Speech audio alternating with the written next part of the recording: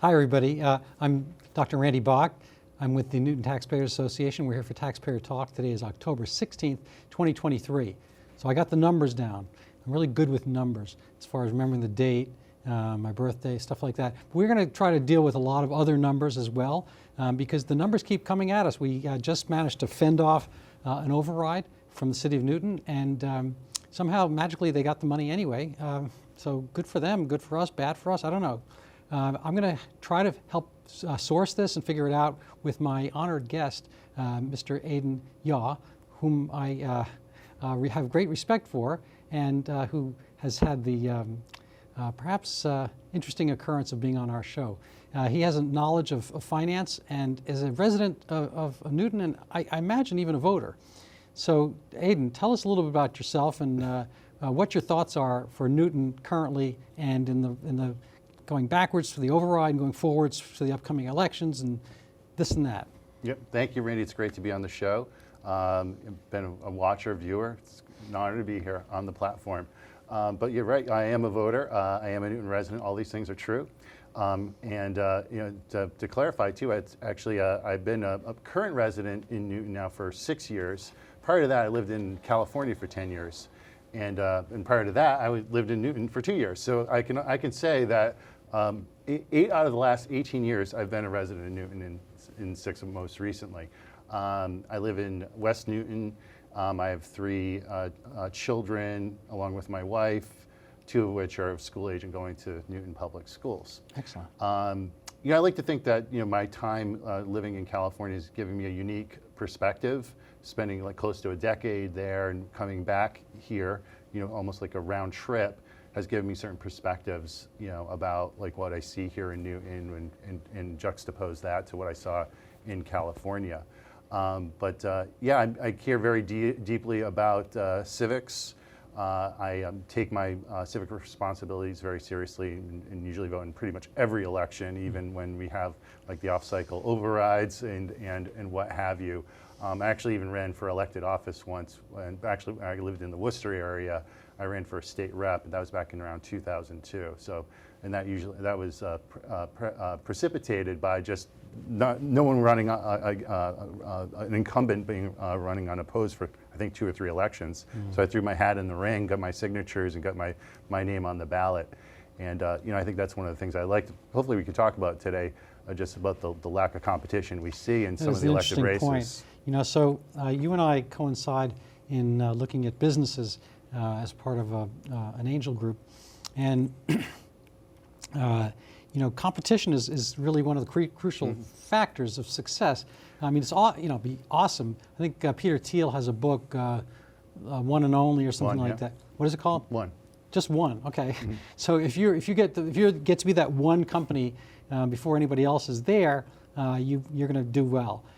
It seems that there's not that much competition going on in city offices for the most part. Do you have any perspective on that? What's the rationale, reasoning, so forth?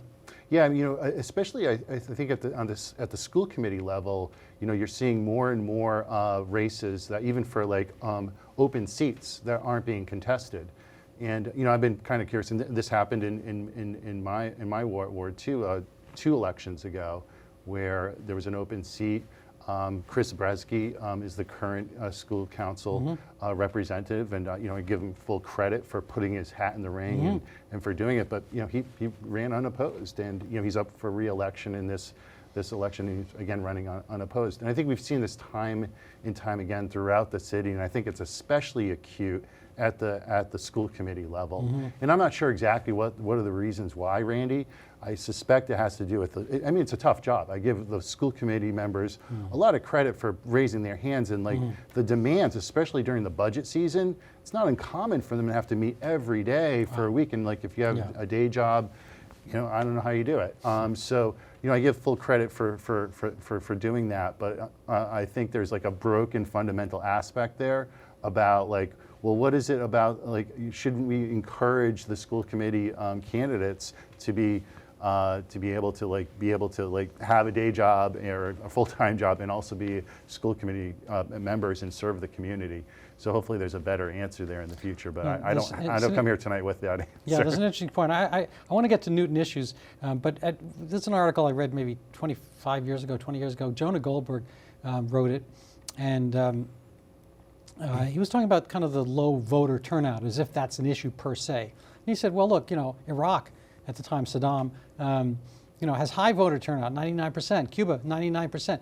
The voter turnout per se is not a good thing. He said, it's nice that people feel comfortable enough that they don't have to run out and vote. So if you have kind of an excess, if you have a big Thanksgiving table and you have, food for 15 and some 17 people show up, it's like, that's not going to really matter to you when you have kind of this excess, this comfort level. And I think we've been kind of the beneficiaries and the proponents of a reasonably successful system, and we have reasonably successful people in the town so that we can do things and just kind of have an autopilot. We have more important things to worry about and let the schools kind of carry on. And we have an expectation that things are just kind of, roll along. And that's, I think, been the case for the most part. I think we have, it doesn't run like that forever, though. No. And I think there have been various groundings, the boat kind of hitting sand or rocks and so forth, as we've seen, in my view, in the schools and whatnot. There's been a huge kind of reduction of enrollment in the schools. I think 14% reduction during the COVID years, and that bespeaks something. Then there's also the kind of the political aspect. I don't want to spend a lot of time on that because we've done other shows on this, but I'm going to, I know your name's Aidan Yeaw, but I'm going to call you Joe Q Voter here today. At least once, and I'm just curious, what motivates your household, say your wife and you? What are the conversations amongst you and your friends about how to vote, and what's the perspective on this upcoming municipal election, 2023? Yeah, that's a great segue because I certainly, because, and as I mentioned in my opening introduction, I have school-age children. And one of the reasons why we moved here from California is we were using private schooling in California and kind of had mixed feelings about it, feeling the Newton schools were much superior in certainly the public school option. So that's always near and dear to my heart, as well as a lot of other people, I'm sure. And as you mentioned with the override, that definitely drove my decision making, because fundamentally I felt the override, I felt was flawed, in terms of its the reasons why it came out to the voters.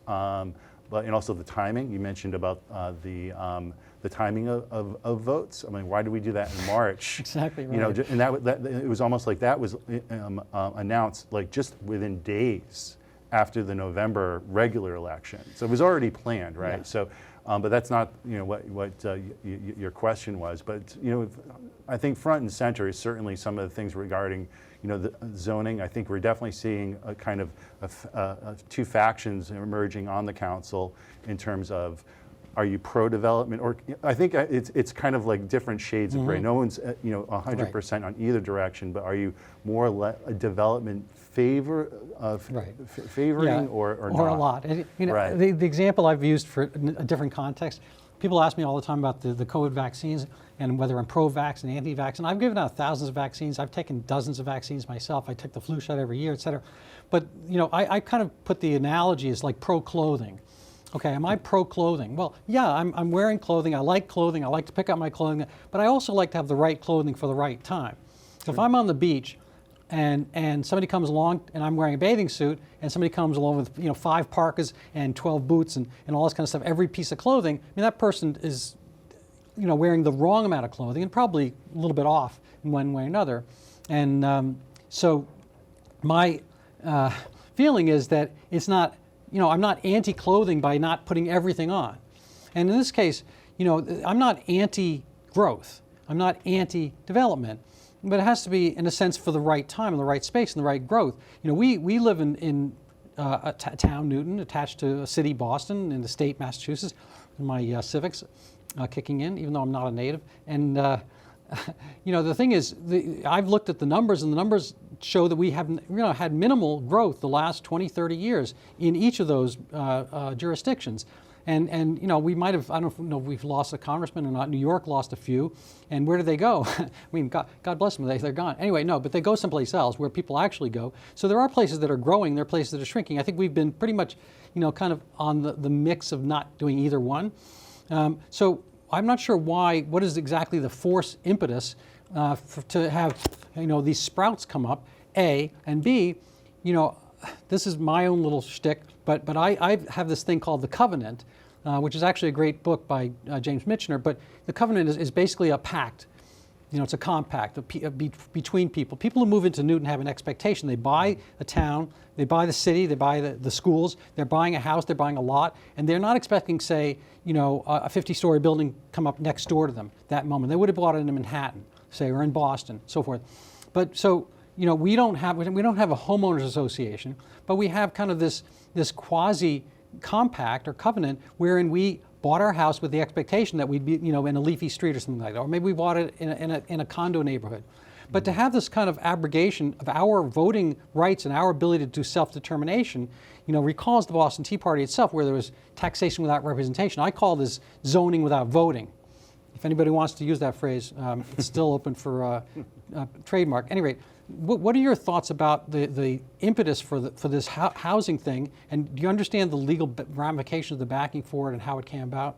Yeah, I mean, it's something I think a lot of people are focusing on this election. I know that is something I am very deeply ingrained with as well. And I've spoken to candidates and current city council members about it. And I guess where I kind of land, it's interesting you bring up the New York comparison, because I think it goes without argument that Newton is a desirable community. Some of us bought into it. Some of which have been raised here.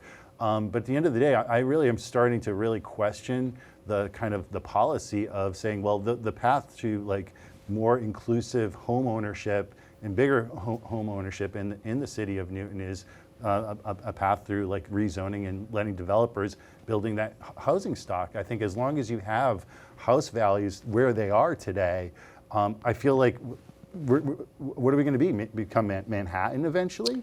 I don't think that's what anyone wants, but I think we're just going to have to come to the realization that this is going to be a desirable community for the foreseeable future, whether it's the schools, the proximity to Boston, right, or yeah, all sorts of other things. And I'm not sure, like, I see all the time, Randy, and I live in West Newton. I see there's been a few developments on Austin Street where a single family house is taken down, maybe call it $1 million house. Right. And then what gets put in its place are 2-unit dwellings that are selling for $2.5 million each. How did that just solve the housing crisis? I mean, granted, it's another unit of dwelling, but like, did we really accomplish affordable housing in that scenario? I always find that a problem. You know, there's a thing called people get this all wrong all the time. But they say begging the question when they mean bringing up a question. But begging the question is when you take the stipulated point and you accept it, and then you move from there. So I always find these begging the questions, like when people have these statements like affordable housing, we don't have affordable housing. Thomas Sowell is an economist, and he said he's always lived in affordable housing from the day he was born, because his parents lived where they could afford to live. He says what you're talking about is subsidized housing, generally speaking, one way or another. Because, you know, in medical school, I lived I shared a little house, a kind of a Sears bungalow kind of house, a couple of roommates. I had a tiny room. I paid $58.33 a month for the entire duration. I was very lucky, but that was affordable. But I was sharing things. Everything was shared. I wasn't expecting to have my own place and so forth. And so, you know, people have this expectation that we're all supposed to have something, and it all has to be affordable. But it has this, you know, sinecure aspect where some people are going to get it, some people are not. And the people who do get it, they have to basically, you know, run down their income appropriately in order to stay within the realm and bounds to get those benefits. So I think it's kind of a counterproductive thing.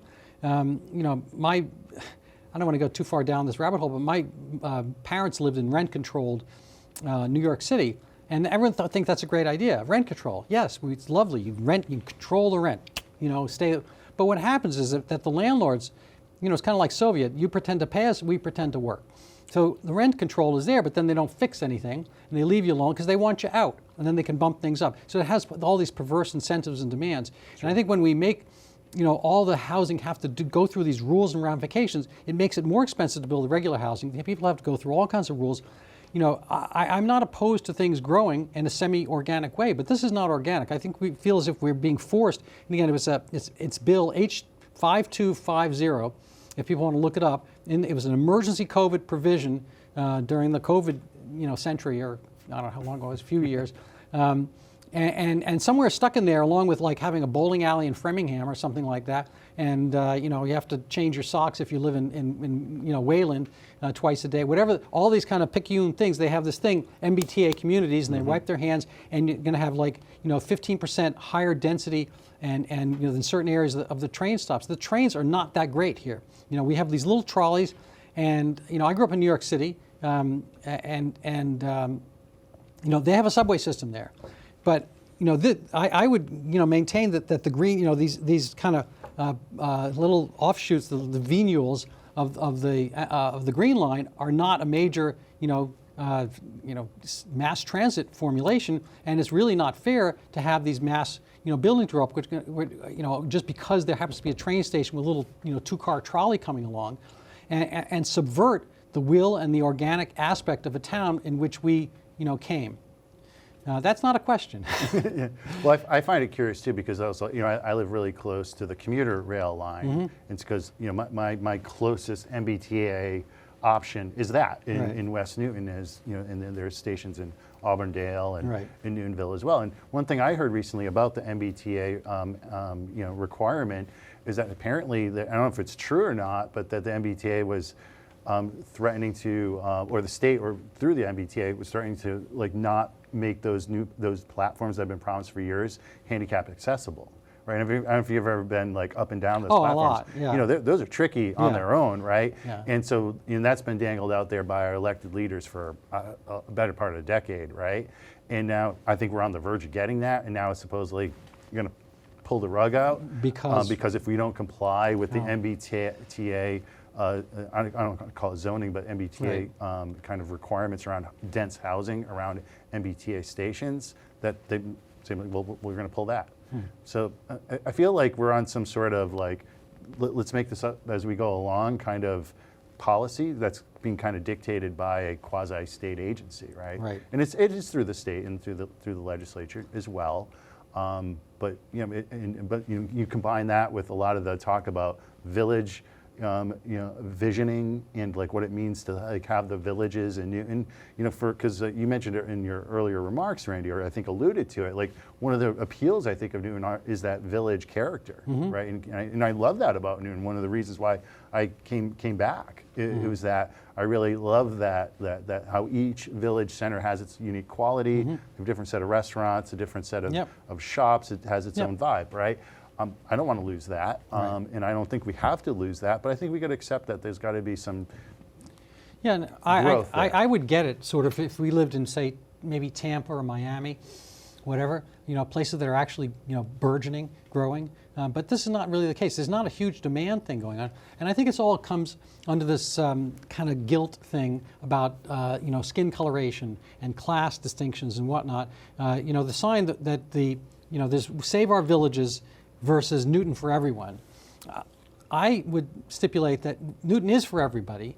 I have neighbors of varying ethnicities and colors and whatnot, and it's not, it really comes down to, do you have a job? Do you have a way to support this, and whatnot? And anybody can be there, and it's not prohibited. Restaurants that we go to, have staff, and they may not all be living in Newton. Some of them might be in Watertown or whatever. I don't think that's an onerous responsibility on anybody's part to have to do. I grew up in, again, New York City. I grew up in the Bronx, and a lot of people don't even realize that's New York City. We had to take the bus to the train, to the train, to the bus, whatever. And when I had to go to Queens, it'd be like a series of 4 or 5 of those things. But you make your way. I had a job one summer, and I spent like an hour on mass transit, whatever. But such is life, and I think people are somewhat inured to that, and that's part of the experience. But I want to get down to brass tacks because I want to leverage some of your financial knowledge, and we're going to be probably about 8 or 9 more minutes. So I want to cede the floor to you and see if you can dissect out the candidates that are up running. And as the Newton taxpayers, and please come to our Facebook group, we don't comment on we don't make endorsements, but you're a Joe Q voter, and you can think about this and tell us what's on the landscape on the citywide and/or other particular elections you might be aware of, and which way do you kind of find people sympathetic to your demands and views. And then lastly, if you want to talk about the extra money that the city had, we can save that for last. Sure. Yeah, I think certainly is coming into the election. There's certain at-large votes. I would say in Ward 6, you have I think a very interesting race coming up. With Rena Getz, who's running again against Deb Crossley, who I know and I have a lot of deep respect for. She, I think Deb is kind of a whipping post for a lot of what a lot of Newtonites don't like about zoning. I think she takes an unfair amount of criticism and kind of deflects it from the mayor. And so, but it's going to be an interesting race because I think Rena is her second time running. I think she has a fair amount of support, but I think it's fair to say she's in that kind of I wouldn't say anti-development camp, but it's also, I think, restrained development camp, right? And I've met her a couple times. And which way do you lean on those concepts? Yeah. Well, Randy, I kind of feel like I think it's healthy for the community to have a kind of camps in each. What I don't like, though, and I kind of have seen it in some sitting council members, is kind of this advocacy for market development. And I was particularly frustrated by, I think we all have seen that plot called Dunstan East on Washington Street next to the Trader Joe's, next to the old Armory building, right? Now that's a Chapter 40 development, so that meant they had by right, they could go in and do that. But market development is developer. Now, they cleared out that section of land, was that 2 years ago now? Sitting there. Right, and it's just sitting there. And they kicked out about 20 or 30 small businesses. Some of which never came back, right? Some of which popped up other places with mixed results. But meanwhile, there's a big tract of land there that is just undeveloped, and I think it's very regrettable that that market, what has happened, Randy, I don't know if you know this or your audience knows this, but market development apparently just doesn't have the financing to move forward on building that. So apparently there was enough money to clear the land, but there is enough money to build it now. I guess, part of it has to do with the sudden rise in interest rates, which I get. But long story short is that I think we have a lot of apologizing going on for Mark. It's just there's I think a comfort level with Mark and other developers in the city. And I'd like to see a little bit more counterbalance to that, in the council. But going back to your point, I think it's fair to have some kind of mixture on that view, because I think that is the thing that that is the issue that are deciding a lot of our elections. And if we look at the most recent election, I think there was more of a groundswell of the less development, contingent. And they're kind of a rising power on the council. And so I like balance. I like to ask other questions regarding my candidates of who I'd like to vote for. So I think I've been kind of I've been trying to not be very binary on it. And how about throw something out? How about throw the B word out? Just kind of recycle and get new people in. Is there any concept to that? Yeah, I think so, and I've been pretty pleased with that rotation, and I think we're seeing it in, you and I live in Ward 2, right, which has it's not a large seat, but we have Emily Norton who's vacating the office, and so we have an open race. Yeah, so right going now. with that, I mean, I think it's fair to say my wife is favoring David Mickley. I met the father of Dan Gaynor. Seemed like a nice guy. For her, she's wants to save our villages, and I think this covenant concept is important. And I always feel as if if there was a way to profit from this, then we should profit as a whole. But I feel that when people have the levers by which they can kind of tweak and give special zoning variances at special times, so forth, it's dangerous. Yeah, I think it is the opportunity. It's a moral hazard, I guess they call it, for some people to profit by that. And I just feel as if it's not really cooperative in that sense. So lastly, we have about 4 minutes left, so I want to see if we can talk about, you have a financial background. I want you to, and if you can and will, talk about the financial aspect of the city, the quest for override, and how the mystery money showed up, and where can I find some mystery money in my house? Wouldn't we all, right? Yeah, I mean, I just want to know where I can look in the cupboards, or you tell me. Yeah. It's funny because you talked about mystery money. I was doing a project in my backyard recently and found 100 rounds of unspent ammunition. And they were there to keep if I wanted to. So I didn't get, I of course called the local police, and they responded, it's pretty much harmless. We'll take it off your hands if you want, but it's probably $100 worth of ammunition here. And but so anyway, I did get a windfall, but I didn't profit from it. But going back to what the essence of your question, Randy, I found it very curious that we went through all these machinations about the budget override back, and that was just in March, and then miraculously some of that money got clawed back. Some of that money was found that from other sources, right? Where like that, in retrospect, it would appear that the override wasn't necessary, but I really worry about, because I've seen this happen in some of the school debates where things like, and I paid very close attention, I tuned into school committee meetings and mostly to follow exactly what was going to happen there. Again, because I have 2 children in the Newton public schools primarily, and I found it very disturbing where things what I knew like where there were potential for cuts. And then I was seeing like things, especially I think for Newton South, there were like athletic programs that saying they're going on the chopping block, and I think it was kind of like fake news, but people were kind of using it as an excuse to say I'm going like this program's at risk unless people step up, or we're going to cut it anyway. It's the programs that you like that they advertise as being cut. So whatever it is that you like, it's like no dessert. No, you're absolutely right. No, the broccoli somehow winds up there. Yeah. There's never any question about adding these extra posts and adding the assistant to the secretary of ESL or vocational something or whatever. I went to public school in New York City through 6th grade, and my school we had 20 or 30 kids per class. There were 4 or 5 classes per grade, and I wound up administration here and there, not because I was a horrible kid, but because I was kind of the good kid.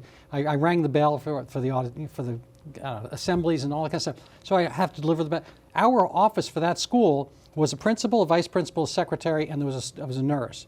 And that was it, aside from the janitors. If you look at the masthead of any of the web pages for our schools, the teachers are outnumbered by the non-teachers. And so I don't think there's an efficient system. We talked about competition earlier. We're not going to necessarily be able to solve all of these problems because we're ending right now. Any final words for voters as the election comes up? Well, you hit the nail on the head before. I think it's important that you get out there and vote. You may not like your choices, but I think it's important that you get out there and do it. And run. And next time, and maybe and run, especially for school committee. Look when you look at the ballot, on election day in November. Look to see like where there's the vacancies and the non-competition, so like maybe there's a chance that you can do something about it. All right, or know someone. And just for the record, I'm not running. People commend me for running. It's Randy Block who's running. He is a better-looking guy than I am, so he also has an L in the middle of his name. Anyway, so I kind of have to wrap it up with there. Thank you so much, Aidan, for joining us. Thanks for having me on the show. All right. Nice to be here.